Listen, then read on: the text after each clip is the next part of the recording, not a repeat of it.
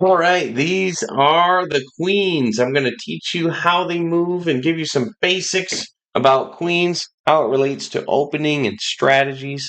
So, first, most important is that the queen can move diagonal like a bishop and left to right, up and down like a rook.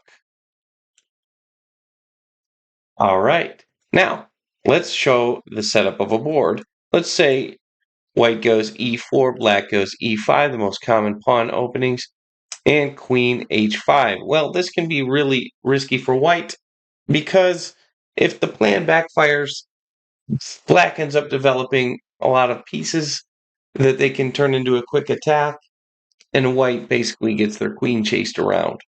So, first thing I want to say is if black makes the wrong move here, like I did 20 years ago, and tries to get that free developing pawn, hey, get out of here, queen.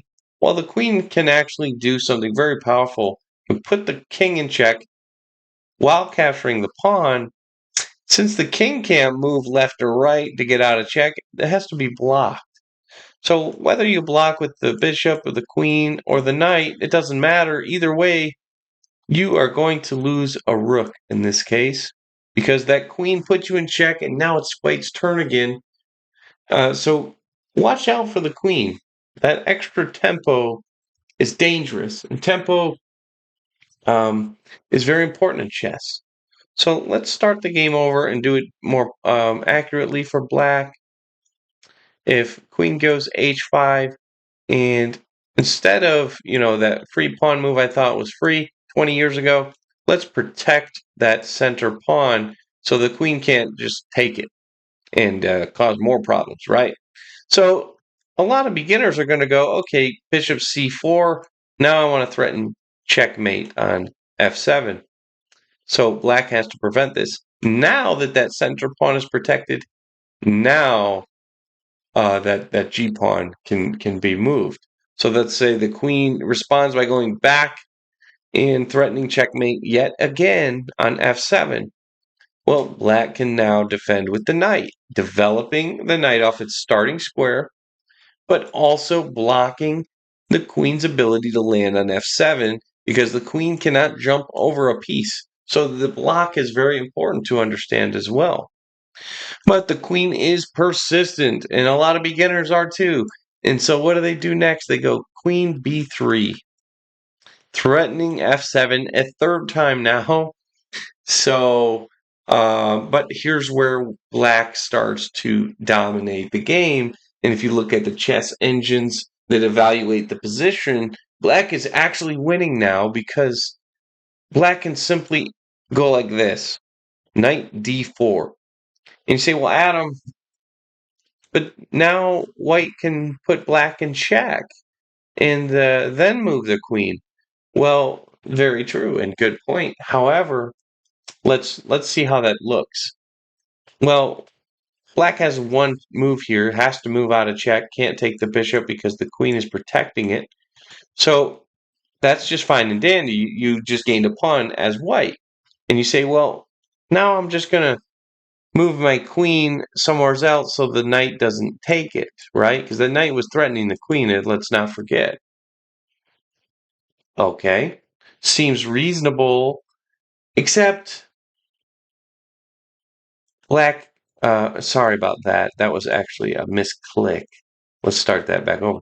Uh, Black can simply go pawn b5, and now the queen cannot go back to b3, cannot take the pawn because the knight's protecting it, and the queen really wants to protect that bishop.